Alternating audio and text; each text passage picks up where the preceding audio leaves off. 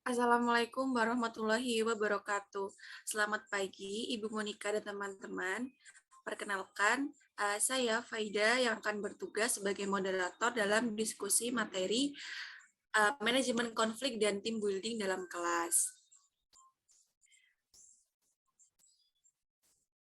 Adapun kelompok pada materi hari ini yaitu kami dari kelompok 7. Yang pertama saya sendiri Faida Taulia, yang kedua ada Yoga Pratama, yang ketiga ada Nabila Pramesti, yang keempat ada Kartika Arga, yang kelima ada Anggita Sofenida, dan yang terakhir ada Anissa Tidar.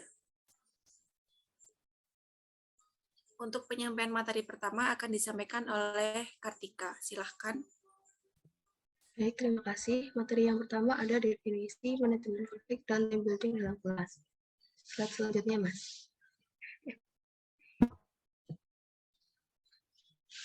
Slide selanjutnya, Mbak. Jadi yang pertama adalah manajemen konflik. Menurut terminologi, konflik berasal dari bahasa Latin, yaitu confligere atau conflictum, artinya tabrakan atau benturan. Konflik dapat didefinisikan sebagai segala bentuk benturan, tabrakan, ketidaksesuaian, ketidakselarasan, pertentangan, perkelahian, oposisi, dan interaksi-interaksi yang antagonistik atau bertentangan. Menurut Hawker dan Wilmot, konflik merupakan sebuah proses pertentangan yang terjadi antara dua pihak atau lebih yang saling tergantung mengenai objek konflik, menggunakan pola perilaku dan interaksi konflik yang menghasilkan keluaran konflik. Nah, konflik ini dapat terjadi apabila suatu pihak memiliki persepsi yang negatif terhadap pihak lain. Adanya ketidakselarasan tujuan, perbedaan dalam menginterpretasikan fakta, perbedaan pemahaman,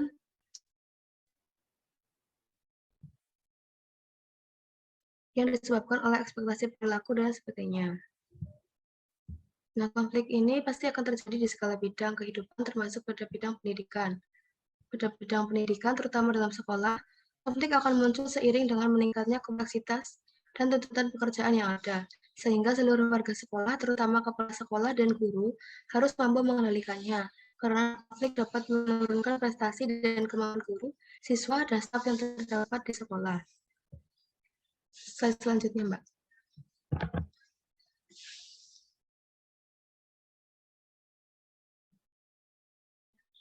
Nah, untuk mengendalikan konflik yang terjadi, dapat dilakukan apabila kita memiliki salah satu keterampilan manajemen, yaitu manajemen konflik. Manajemen konflik didefinisikan sebagai sebuah tindakan yang dilakukan oleh para pelaku konflik maupun pihak ketiga secara logis dan seimbang untuk mengendalikan situasi dan kondisi ketidakharmonisan yang terjadi antara dua pihak atau lebih. Pendekatan dalam manajemen konflik ini berorientasi pada proses yang mengarah ke dalam bentuk komunikasi dari para pelaku konflik dan pihak ketiga, serta bagaimana mereka mempengaruhi interpretasi dan kepentingan. Menurut Ross 1993, manajemen konflik merupakan langkah-langkah yang diambil pelaku konflik atau pihak ketiga yang ditujukan untuk mengarahkan perselisihan atau pertikaian ke arah hasil tertentu. Selanjutnya, Mbak.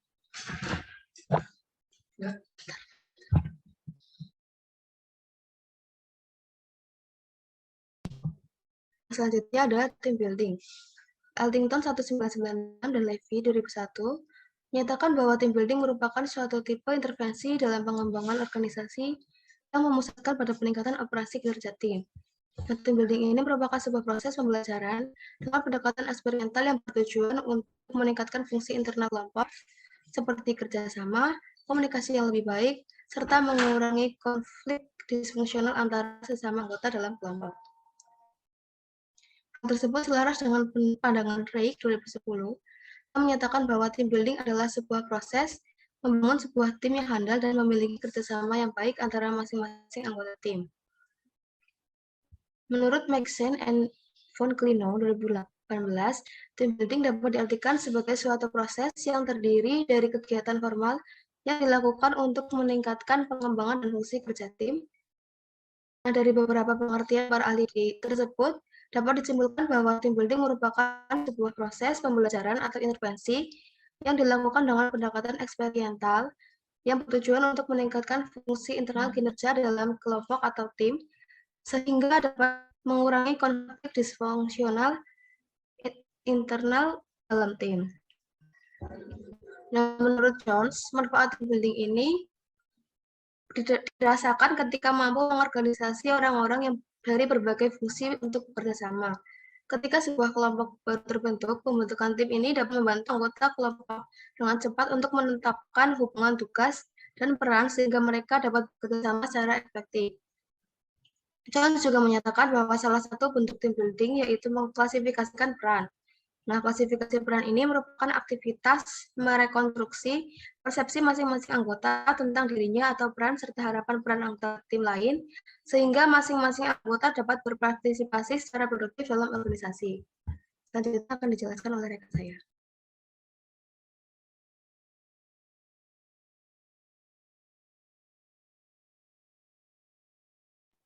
Baik, terima kasih atas kesempatannya. Selanjutnya, di sini saya akan menjelaskan mengenai bentuk inovasi dan pengembangan manajemen konflik.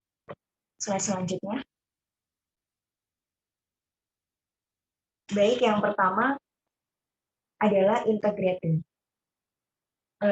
Integrating ini adalah tukar-menukar informasi dan ada keinginan untuk mengamati perbedaan, serta mencari solusi yang dapat diterima oleh semua pihak atau yang menyatukan. Penyelesaian dengan pendekatan ini mendorong tumbuhnya sifat kreatif yang menekankan dari perspektif yang berbeda. Kemudian ada obliging. Pendekatan ini membutuhkan perhatian yang tinggi dengan cara membantu, ikut bekerja sama dalam menyelesaikan konflik. Pendekatan ini akan berperan menyempitkan perbedaan antar kelompok atau kesenjangan komunikasi karena suatu jabatan atau status.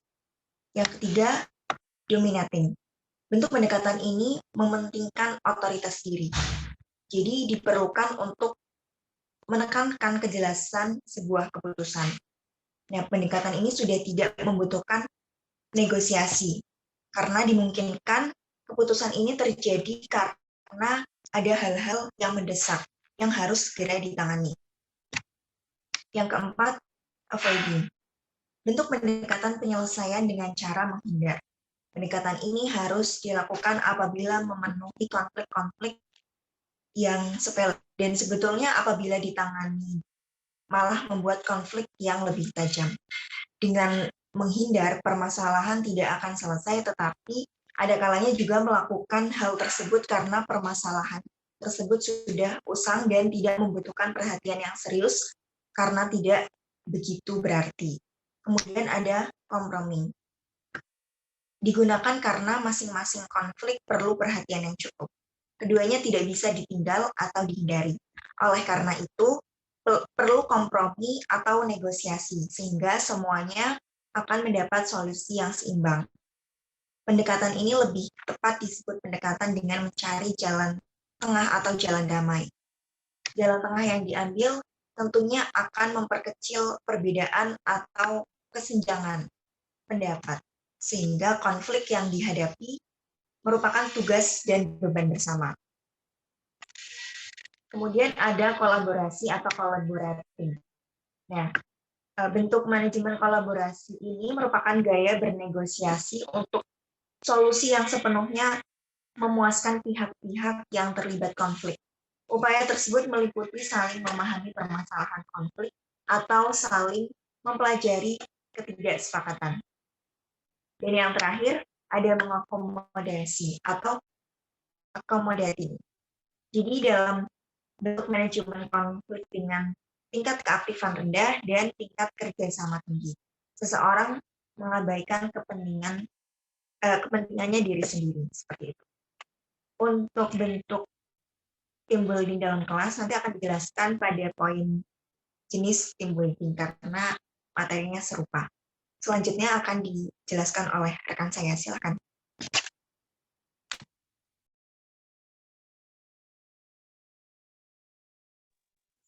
Baik, terima kasih atas kesempatan yang diberikan. Saya akan membacakan materi yaitu yang prinsip manajemen konflik dan team building dalam kelas. Next.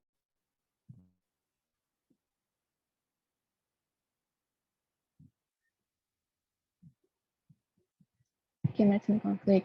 Konflik adalah hal lumrah dalam dinamika pengajaran dan pembelajaran di sekolah. Hal ini sejalan dengan pendapat dari Mulyasa yang memandang konflik sebagai sesuatu yang alamiah. Biasa juga mengemukakan bahwa konflik dalam batas-batas tertentu dapat dinilai positif kalau dikelola dengan baik dan hati-hati. Sebaliknya, apabila melewati batas dapat berakibat fatal. Mengingat bahwa konflik tidak dapat dihindari, maka mencoba memanfaatkan konflik sedemikian rupa sehingga dapat secara efektif mencapai sasaran-sasaran diinginkan dapat diterapkan oleh pengelola lembaga pendidikan. Nah, oleh karena itu, manajemen konflik itu harus dilakukan secara sistematis untuk mencapai suatu tujuan.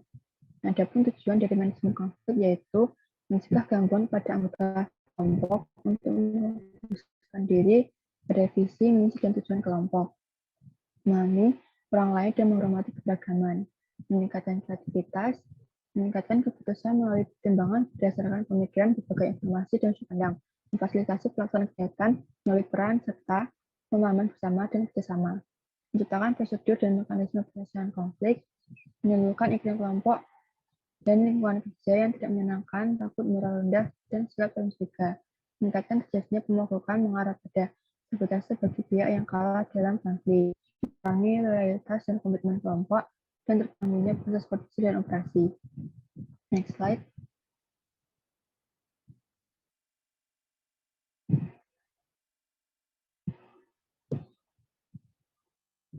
Oke, berikutnya team building. Prinsip pengembangan team building dalam kelas yaitu yang pertama prinsip ketergantungan positif. Prinsip ini meyakini bahwa keberhasilan dalam penyelesaian tugas tergantung pada usaha yang dilakukan oleh kelompok tersebut. Oleh karena itu, semua anggota kelompok akan merasakan saling ketergantungan. Yang kedua, tanggung jawab perseorangan. Keberhasilan kelompok sangat tergantung dari masing-masing anggotanya. Oleh karena itu, setiap anggota kelompok mempunyai tugas dan tanggung jawab dalam kelompok tersebut. Kemudian yang ketiga, interaksi tatap muka. Dalam interaksi tatap muka, siswa dalam kelompok berkesempatan untuk saling berdiskusi, saling memberi, dan menerima informasi dari anggota kelompok lain. Kegiatan interaksi ini akan membentuk sinergi yang menguntungkan bagi semua anggota kelompok. Kemudian yang keempat, partisipasi dan komunikasi.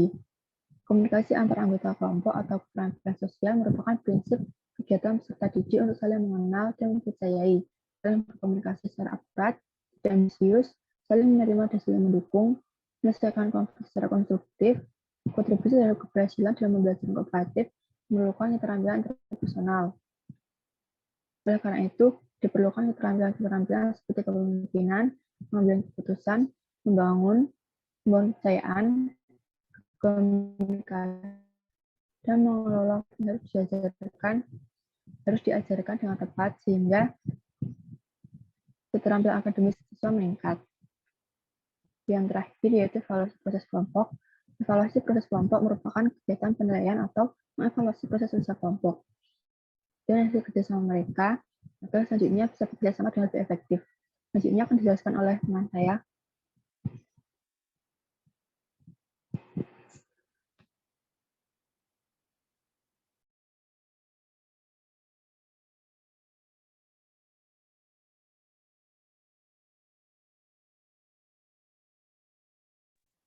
Baik, yang selanjutnya adalah jenis. Boleh next slide. Nah, ada berbagai cara untuk menyelesaikan sebuah permasalahan atau konflik. Misalnya membuka diri, menerima feedback, menaruh rasa percaya pada orang lain, atau tidak menutup diri, dan selalu menggali informasi tentang dirinya. Nah, selain cara-cara tersebut, menurut Toha pada tahun 2003, ada beberapa cara yang merupakan strategi dasar. Nah, strategi dasar ini adalah yang pertama, sama-sama merugi atau lose-lose. Untuk mengatasi konflik ini, kedua belah pihak yang sedang berkonflik merugi atau sama-sama kehilangan. Pendekatan ini dapat dilakukan dengan beberapa bentuk. Yang pertama, kompromi atau mengambil jalan tengah dari persoalan yang sedang diperselisihkan atau dipermasalahkan. Yang kedua, memberikan perhatian kepada salah satu dari pihak-pihak yang berkonflik. Yang ketiga, menggunakan bantuan dari pihak ketiga atau pihak-pihak di luar orang yang sedang berkonflik. Yang keempat, menggunakan peraturan yang ada untuk memecahkan persoalan yang sedang dipermasalahkan. Nah, dalam keempat cara pendekatan ini, pada hakikatnya kedua belah pihak yang berkonflik itu sama-sama merugi atau tidak mendapat sesuatu yang diuntungkan. Yang kedua, ada pendekatan menang kalah atau win-lose. Strategi ini adalah suatu cara yang bisa digunakan untuk memecahkan konflik oleh masyarakat Amerika. Salah satu pihak yang sedang dalam situasi konflik akan berusaha untuk memaksakan kekuatannya untuk menang dan mengalahkan pihak lain. Persoalan yang amat besar dari strategi menang kalah adalah seseorang selalu mendapatkan kekalahan. Orang-orang yang mengalami kekalahan ini mungkin saja mereka akan mempelajari sesuatu dari proses menang kalah tersebut. Yang ketiga ada menang-menang atau win-win. Strategi pemecahan konflik menang-menang bisa jadi sesuatu energi dan kreativitas yang lebih banyak ditunjukkan untuk memecahkan masalah dibandingnya dengan untuk mengalahkan pihak lain. Nah, kedua belah pihak yang berkonflik bisa ditemukan dalam satu forum musyawarah dan keduanya menerima keuntungan yang sama. Menurut Alan, pada tahun 1976, menyatakan bahwa strategi keputusan menang-menang ini dihubungkan dengan pertimbangan-pertimbangan yang lebih baik, pengalaman-pengalaman organisasi yang menguntungkan, dan lebih banyak menawarkan cara musyawarah yang menyenangkan. Yang selanjutnya, next. Yang selanjutnya adalah kendalanya. Apabila pihak yang bersengketa tidak bersedia berunding atau usaha kedua pihak menemui jalan buntu, maka pihak ketiga dapat dilibatkan dalam penyelesaian konflik. Yang pertama ada arbitrase atau arbitration. Nah, pihak ketiga mendengarkan keluhan kedua pihak dan berfungsi sebagai hakim yang mencari pemecahan mengikat. Cara ini mungkin tidak menguntungkan kedua pihak secara sama, tetapi dianggap lebih baik daripada terjadi muncul perilaku saling agresi atau tindakan destruktif. Yang kedua ada penengahan atau mediation. Menggunakan mediator yang diundang untuk menengahi sengketa. Mediator dapat membantu mengumpulkan fakta, menjalin komunikasi yang terputus, menjernihkan dan memperjelas masalah, serta melapangkan jalan untuk pemecahan masalah secara terpadu. Efektivitas penengahan tergantung juga pada bakat dan ciri perilaku mediator. Dan yang ketiga ada konsultasi. Tujuannya itu untuk memperbaiki hubungan antara dua pihak serta mengembangkan kemampuan mereka sendiri untuk menyelesaikan konflik. Konsultasi tidak mempunyai wewenang untuk memutuskan dan tidak berusaha untuk menengahi. Ia menggunakan berbagai teknik untuk meningkatkan persepsi dan kesadaran bahwa tingkah laku kedua pihak terganggu dan tidak berfungsi, sehingga menghambat proses penyelesaian masalah yang menjadi pokok sengketa. Selanjutnya akan dijelaskan oleh teman saya.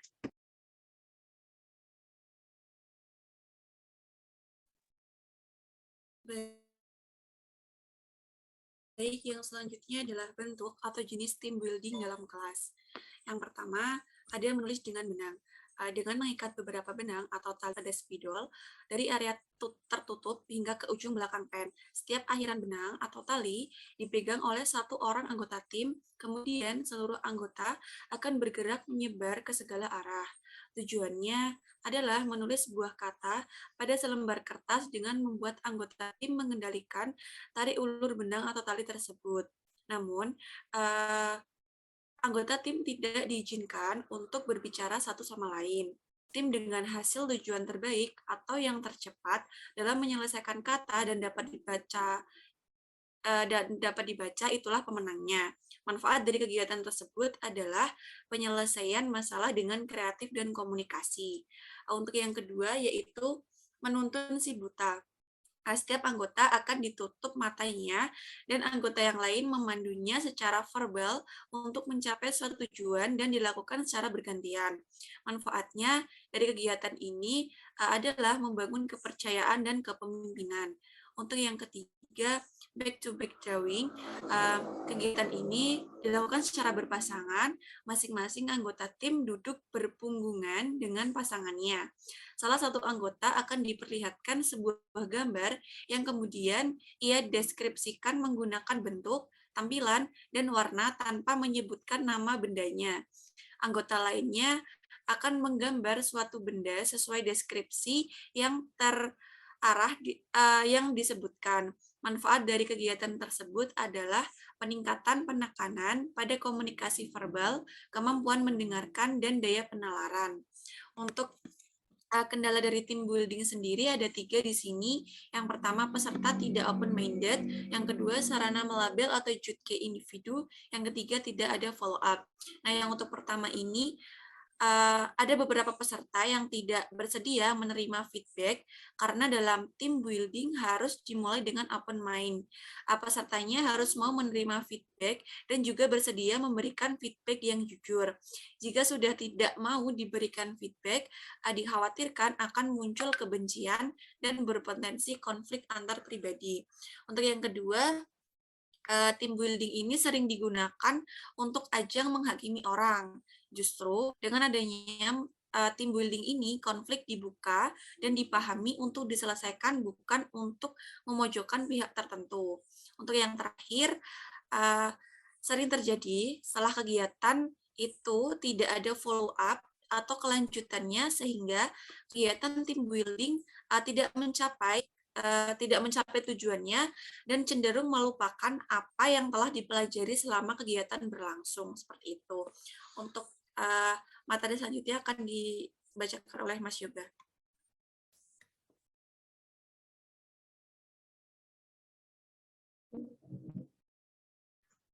Baik, terima kasih Mbak Aida atas waktunya. Jadi untuk materi yang selanjutnya yaitu adalah contoh kasus dari manajemen konflik dan tim building dalam kelas. Ini bisa next slide Mbak Aida.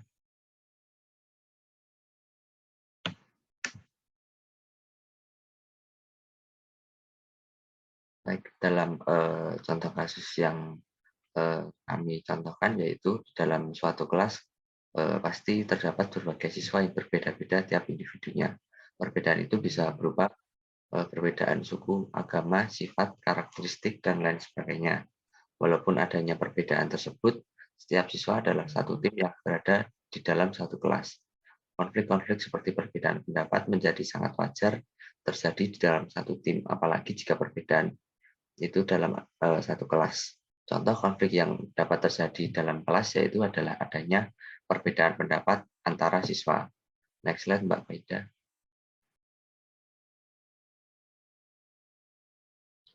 Untuk cara penyelesaian dari contoh kasus tersebut adalah untuk mengatasi permasalahan tersebut, maka guru, terutama wali kelas dan guru bimbingan dan konseling, dapat melakukan manajemen konflik dan tim building dalam kelas tersebut.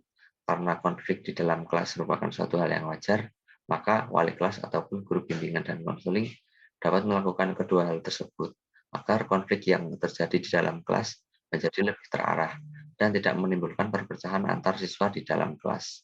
Mungkin untuk penyampaian materi, saya kembalikan ke moderator. Terima kasih.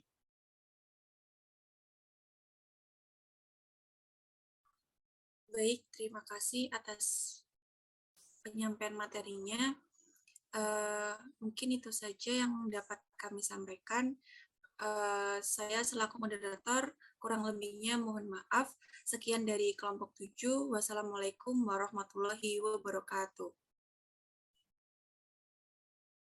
Baik, untuk teman-teman yang masih kurang jelas akan materi pada pagi hari ini bisa menulis di kolom komentar YouTube. Sekian, terima kasih.